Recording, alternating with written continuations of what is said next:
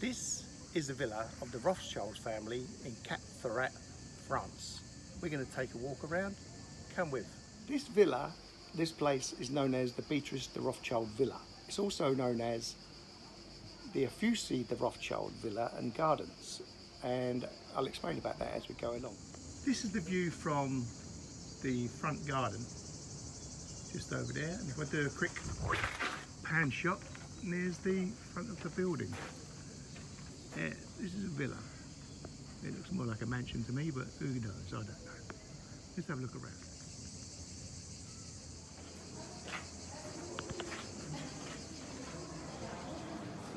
I must say the staff were very helpful and fluent in God knows how many languages, but they were just very, very good, very professional.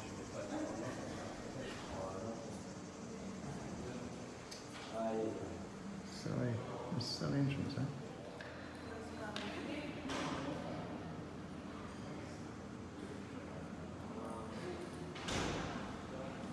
I'll have to change that light bulb up there. Okay, all these columns are made from Verona marble, except for the ones that are made from steel, like this.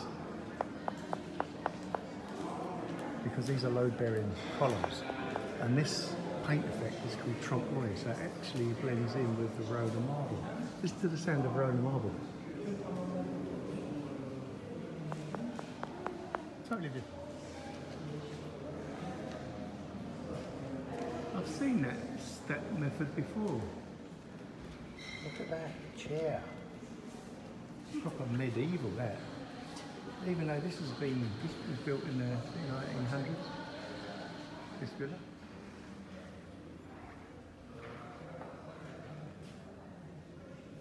Okay, a few facts to get you up to speed on Béatrice de Rothschild. She was born September 14th, 1864 in Paris, France. She died April 7th, 1934 in Davos, Switzerland. She was married to Maurice Ephrussi on the 5th of June 1883 and divorced Maurice Ephrussi in 1904. This gives you some indication of why there's a bit of confusion about the name, because she kept the Ephrussi name after the divorce.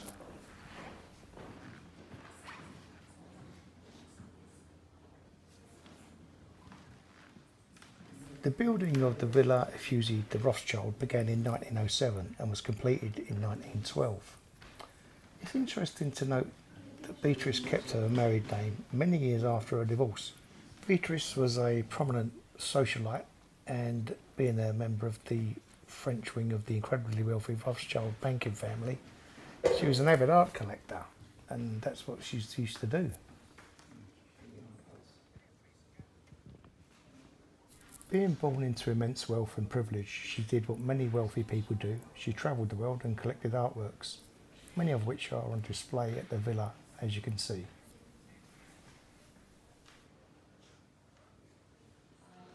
This is the petty cellar.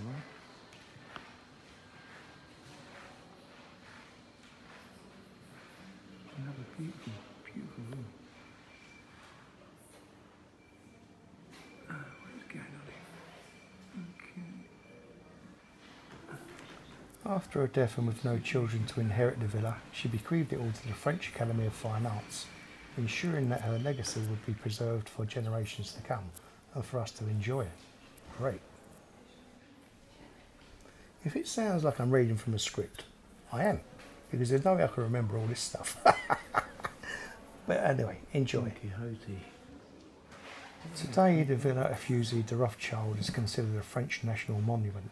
It was officially registered as a historical monument in 1996, recognising its significance in cultural and architectural values.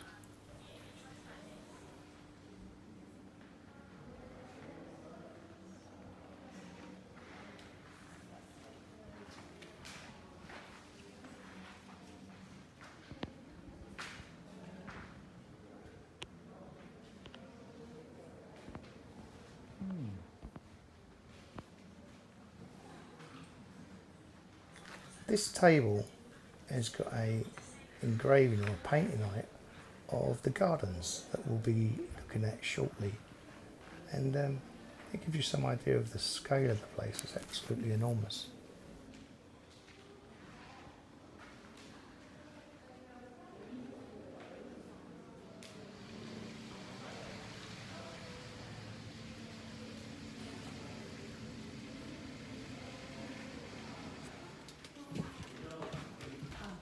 The boudoir.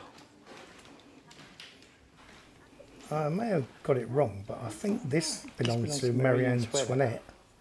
And Beatrice liked to collect French furniture from Louis XIV, Louis XV and Louis XVI generations, because apparently they were picking them up dirt cheap. So, you know, who knows? Always look for a bargain. What I know about antiques, you could write on the back of a postage stamp, but I do know when things look old, and these look really, really old. A couple of 100 years maybe. Look at those little baby chairs there. Shame she never had any kids.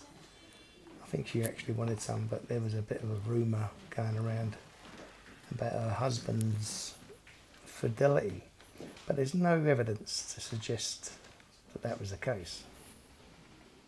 Or should I say, I could find no evidence that there was infidelity. It's just a rumour. You don't want to spread rumours.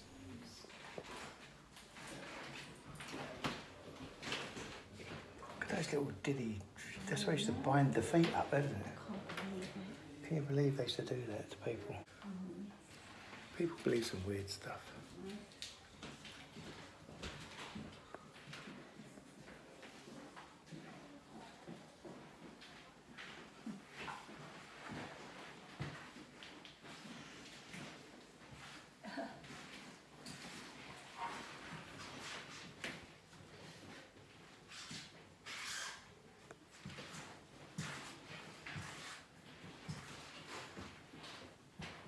For comparison, here's my hand.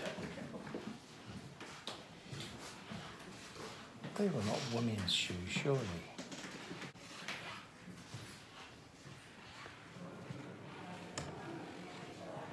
It's the bathroom. So where's the bath?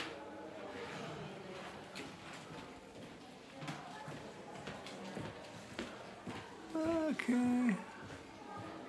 Strange, but there you go. This is the garden restaurant. This is called Restaurant Beatrice.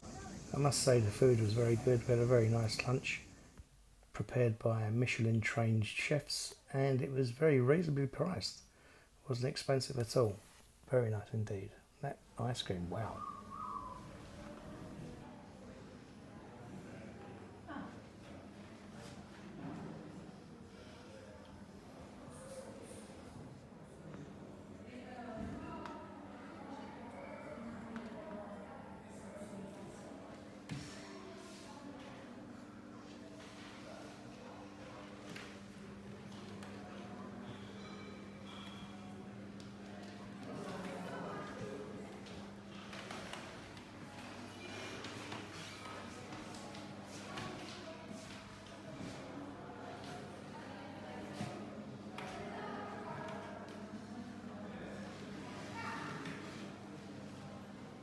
According to the audio guide, the women used to use these potties when they had long, boring sermons from preachers.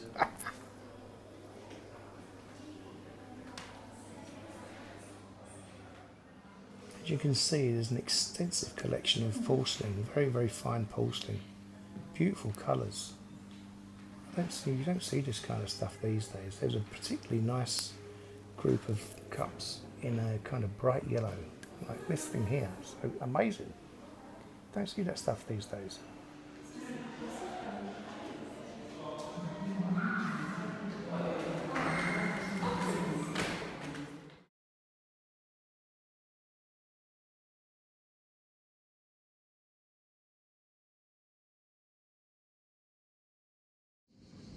This is the view from the balcony of the gardens.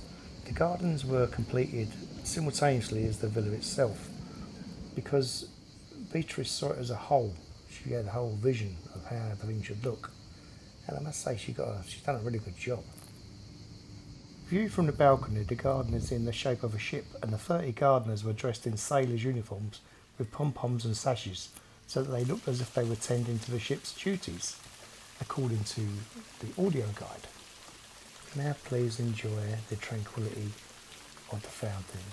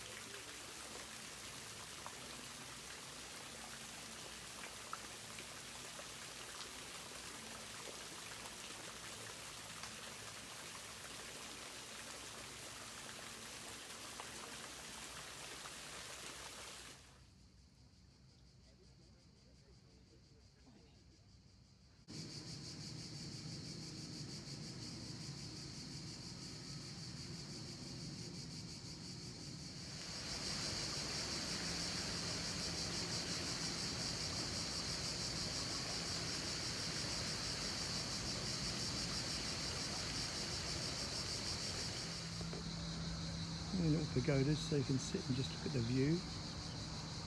Everywhere you look there's these vistas. Beautiful. There's these little viewing spots. Stunning, isn't it? 100 years old, but look at that big ship out there.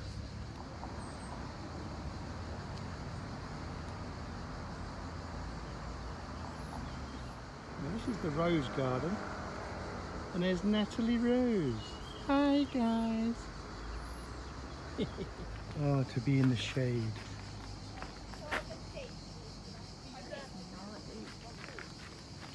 Gnarly tree. What is it? Let's read it. Remarkable plant, Le Caroubier. Carob. The carob tree. Held up a little bit here. Carob is, don't you? Carob tree has been cultivated since 2000 BC. This tree has seeds of the regular sea green bamboo, not black. Okay, there's black bamboo. Natalie says you don't see that often. No. I've never seen black bamboo before in my life, but there you go, here it is. This is quite standard. This is your standard Victorian bamboo. Yeah. They loved a bit of bamboo. The old bamboo, the old bamboo, the old bamboo, the old bamboo. Yeah, but this stuff, this is interesting, the black bamboo. Yeah. I suppose this must be what the pandas. Go on, Natalie, get over there for a bit of scale. Bamboo. That's Natalie's going to show you Like a banana. how she is compared to that bamboo. I don't think it's bamboo. I think it's a banana. Banana I tree? think it's they look like banana leaves, but these also look like birds of paradise. Can't really tell at the moment. You'll find a label. Here's a label. Did you find one? Down there on the bottom, look. What does it say? It says E. Sterilitzia. These are birds of paradise. Oh, wow, look at the size of them. They are Sterilitzia nicolai, which is with a bamboo with a white, not a bamboo, it's a bird of paradise with a white flower, and they have like a purplish black stamen. Look what's right beside the old bamboo. A bunch of nymphs. Such a beautiful garden. You've got to remember they had no TV, no radio, no internet, no nothing, so they made their homes as interesting as possible. Huge big tree Look at this. above us, and that root coming And then down. look at that root. Natalie's saying, look at that size of that root system coming off of that big tree. Coming off of that. Holy mackerel. Wow. If you can name that tree, leave it in the comments. Now, this is Ville France, is it? No, that's Ville France-sur-Mer over on the distance. And we are in Cap Ferrat. Cap de Ferrat. At the home of Mrs. Rothschild. And that's supposed to be Napoleon and a cello. A little fountain. It's random. And a welcome seat.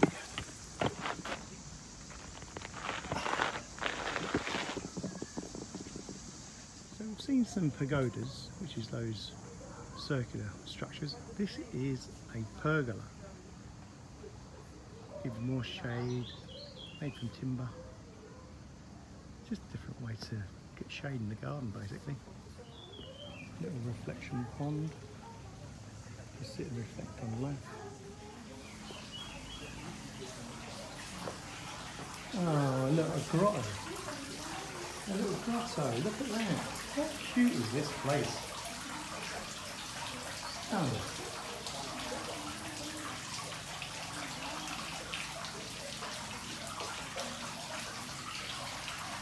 Wow, in this place. Look at the detail. Every little space has got some little bit of art to look at. Or vista. Amazing. And just the water feature out. You can't drink this water. That's just there to tease you and the bacon heat. Trumpet flowers. Is that what they're called? Okay. There's just little statues and little water features. Amazing. They did love a nude back in those days. Because it was, you know, de rigueur. It's art, isn't it? Maybe plumbing. Maybe this is where the water came from. No, just it might have been well in the past, but look, people have chucked money in there, hoping for a miracle. Okay, this is the view from the villa. The villa is here, and this is the balcony. Well, exit road, and that's the view. So nice breeze coming off the sea. Beautiful. And you exit the way you came in through the gift shop. I think it's safe to say that Beatrice had impeccable taste, whether it was in architecture, fine art, porcelain, furniture, sculptures. She collected some amazing art, and you know, we get the privilege and the honour to see it. So thank you, Beatrice, you've done a good job.